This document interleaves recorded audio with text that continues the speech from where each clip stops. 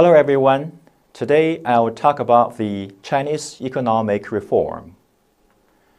The economy of the People's Republic of China, described as socialism with Chinese characteristics since the 12th National Congress of the Communist Party of China in 1982, is a mixed socialist market economy, which is composed of the state-owned prices, SOE, and domestic and foreign private businesses, and uses economic planning. The income generated by state-owned enterprises accounted for above 40% of China's GDP of $14.4 trillion in 2019, with domestic and foreign private businesses and investment accounting for the remaining 60%. As of the end of 2019, the total assets of all China's SOEs, including those operating in the financial sector, reached $78.08 trillion. 91 of those SOEs belong to the 2020 Fortune Global 500 companies. Direct foreign investment in China, which totaled about $1.6 trillion as of the end of October 2016, directly and indirectly contributed about one-third of China's GDP and a quarter of jobs there. As of the end of June 2020, FDI stock in China reached $2.947 trillion, and China's outgoing FDI stock stood at $2.128 trillion. Total foreign financial assets owned by China reached $7.86 trillion, and its foreign financial liabilities $5.716 trillion, making China the second largest creditor nation after Japan in the world. The government began its economic reform in 1978 under the leadership of Deng Xiaoping. China has 4 of the top 10 most competitive financial centers: Shanghai, Hong Kong, Beijing, and Shenzhen in the 2020 Global Financial Centers Index.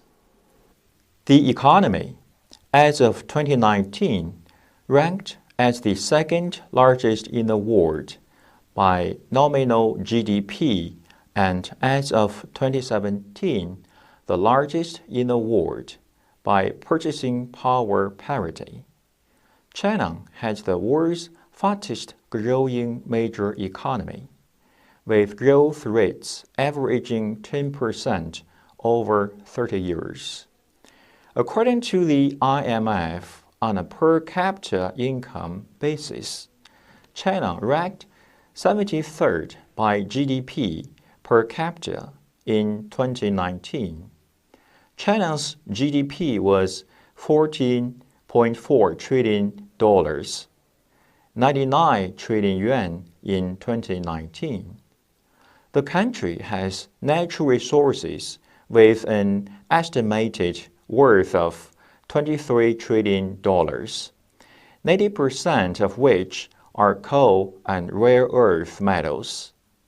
China also has the world's largest total banking sector assets of around $45.838 trillion, with $42.063 trillion in total deposits and other liabilities. It has the second largest inward foreign direct investment at $141 billion in 2019 alone, and the second largest outward foreign direct investment at $136.91 billion for 2019 alone, following Japan at $220 $26.65 billion for the same period. As of 2018, China was first in the world in total number of billionaires and second in millionaires. There were 658 Chinese billionaires and 3.5 million millionaires. As of 2020, China is home to the largest companies in the Fortune Global 500, and 129 are headquartered in China. It has the world's largest foreign exchange reserves worth $3.1 trillion. But if the foreign assets of China's state-owned commercial banks are included, the value of China's reserves rises to nearly $4 trillion. Currently, China is the world's largest manufacturing economy and exporter of goods. China is classified as a newly industrialized economy. It is also the world's fastest growing consumer market and second largest importer of goods. China is a net importer of services products. It is the largest trading nation in the world and plays a prominent role in international trade and has increasingly engaged in trade organizations and treaties in recent years. China became a member of the World Trade Organization in 2001. It also has free trade agreements with several nations, including Assam, Australia, New Zealand, Pakistan, South Korea, and Switzerland. The provinces in the coastal regions of China tend to be more industrialized, while regions in the hinterland are less developed. As China's economic importance has grown, so has attention to the structure and wealth of the economy. China's largest trading partners are the US, EU, Japan, Hong Kong, South Korea, India, Taiwan, Australia, Vietnam, Malaysia, and Brazil. With 778 million workers, the Chinese labor force is the world's largest as of 2020. It ranks 31st on the Ease of Doing Business Index and 28th on the Global Competitiveness Report. China ranks 14th on the Global Innovation Index and is the only middle-income economy and the only emerging country in the top 30. The internationalization of the Chinese economy continues to affect the standardized economic forecast, officially launched in China by the Purchasing Managers' Index in 2005. As China's economy grows, so does China's renminbi, which undergoes the process needed for its internationalization. China initiated the founding of the Asian Infrastructure Investment Bank in 2015 and the Silk Road Fund in 2014, an investment fund of the Chinese government to foster increased investment and provide financial supports in countries along the One Belt, One Road.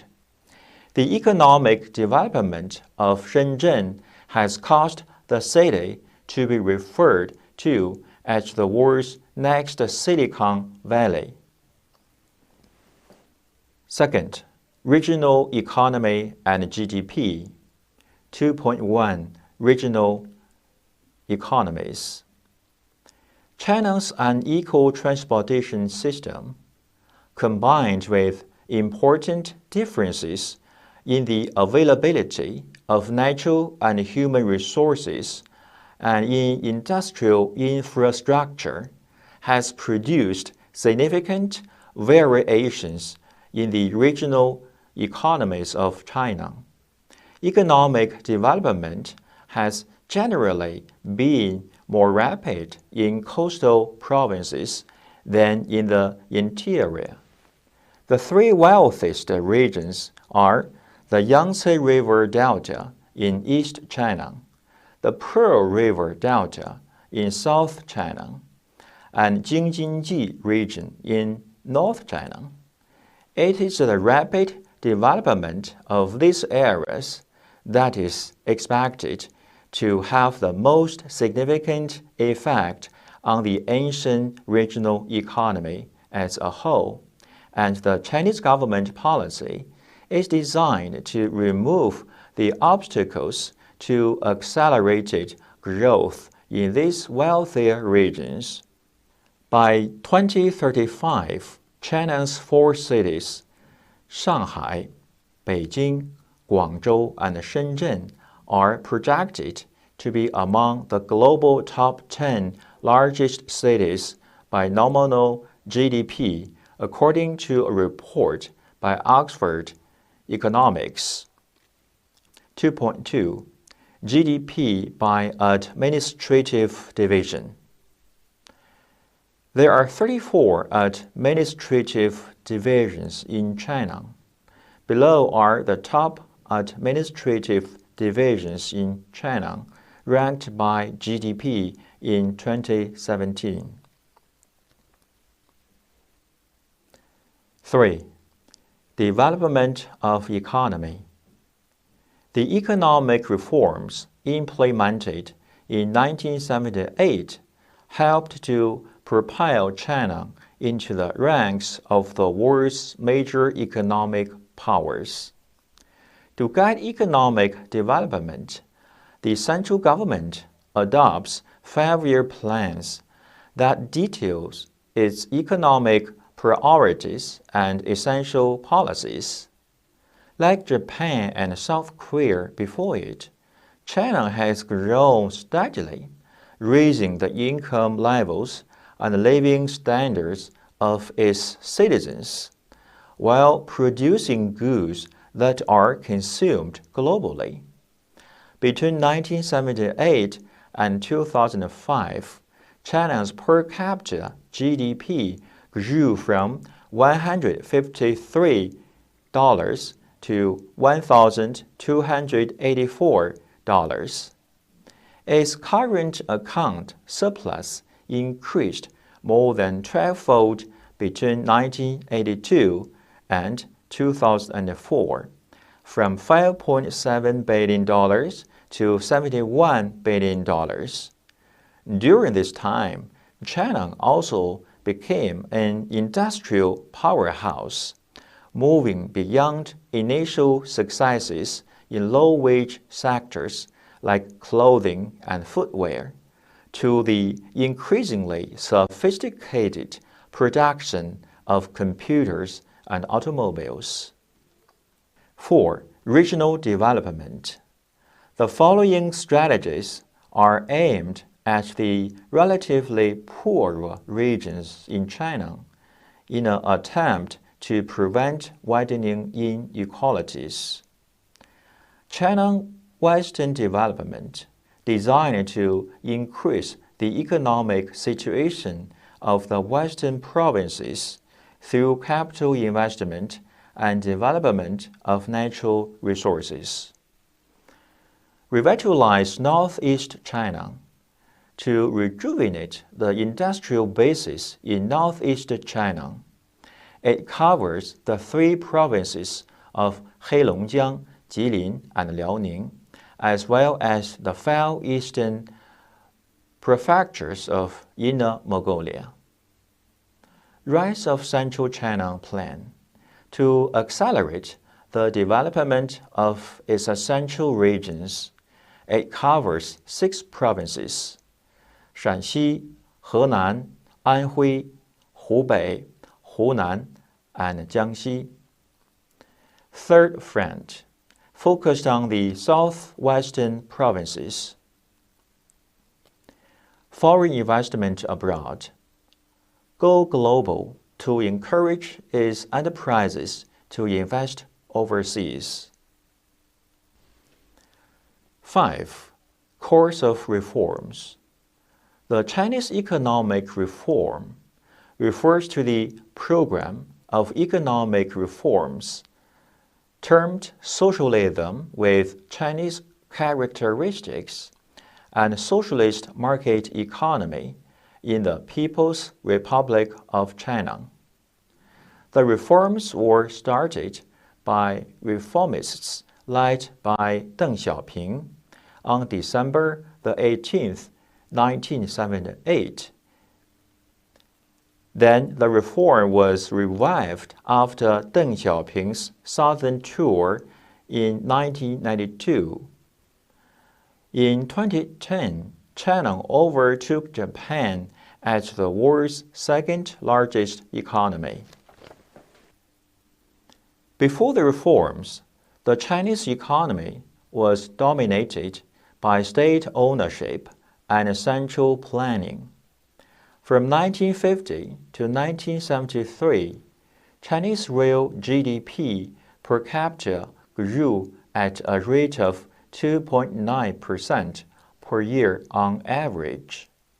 Since the end of 1970s, China turned to market-oriented reforms to salvage the economy. China carried out the market reforms in 2 stages. The first stage, in the late 1970s and early 1980s, involved the decollectivization of agriculture, the opening up of the country to foreign investment, the permission for entrepreneurs to start businesses. However, a large percentage of industries remained state-owned. The second stage of reform in the late 1980s and 1990s involved the privatization and the contracting out of much state-owned industry. The 1985 lifting of price controls was a major reform, and protectionist policies and regulations soon followed, although state monopolies in sectors such as banking and petroleum remained.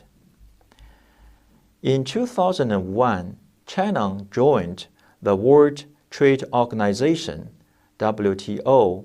The private sector grew remarkably, accounting for as much as 70% of China's gross domestic product by 2005. From 1978 until 2013, unprecedented growth occurred, with the economy increasing by 9.5% a year. The success of China's economic policies and the manner of their implementation resulted in immense changes in Chinese society in the last 40 years, including greatly decreased poverty, while both average incomes and income inequality have increased. Additionally, this series of reforms have led to China's rise as a world power. 6. Effects of the reforms. 1. Economic performance.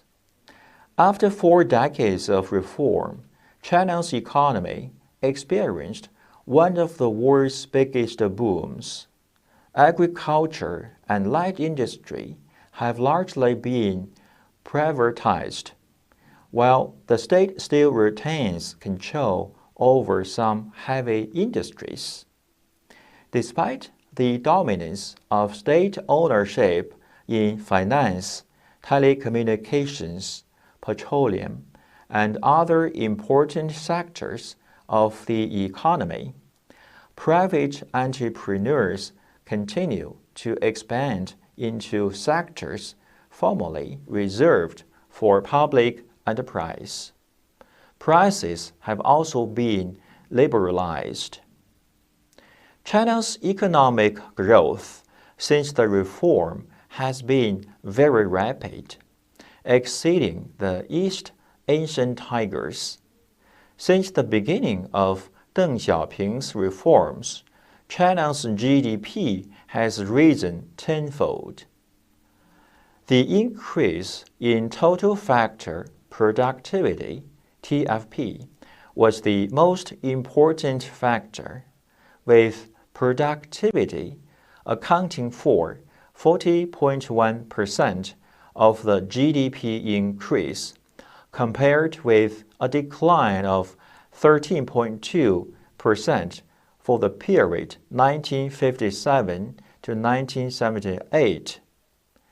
For the period 1978 to 2005, Chinese GDP per capita increased from 2.7% to 15.7% of U.S. GDP per capita, and from 53.7% to 188.5% of India GDP per capita. Per capita incomes grew at 6.6% a year. Average wages rose sixfold between 1978 and 2005, while absolute poverty declined from 41% of the population to 5% from 1978 to 2001. 2. Impact on world growth. China is widely seen as an engine of world and regional growth. Surges in Chinese demand account for 66% of export growth of the Hong Kong's SAR of China, Japan, and Taiwan, respectively. And China's trade deficit with the rest of East Asia helped to revive the economies of Japan and Southeast Asia. An Asian leader viewed China's economic growth as an engine of growth for all Asia. Conclusion. China's development and reform path is unique. It is sometimes be referred to as the China model of development. To this day, it's debated whether China developed because of the continued role of the state in its economy or despite it. This debate is an important one because it informs the future direction of reforms. What is clever is that the reform and opening up policy are regarded overall as a success. Over the 40-year period, 740 million people have escaped poverty, and the country posted a prolonged period of double-digit economic growth. China is now the second largest economy in the world, behind the U.S., and its figures among the World Bank's middle-income countries, MICs, based upon GNI per capita. Thank you for listening. Thank you for your watching.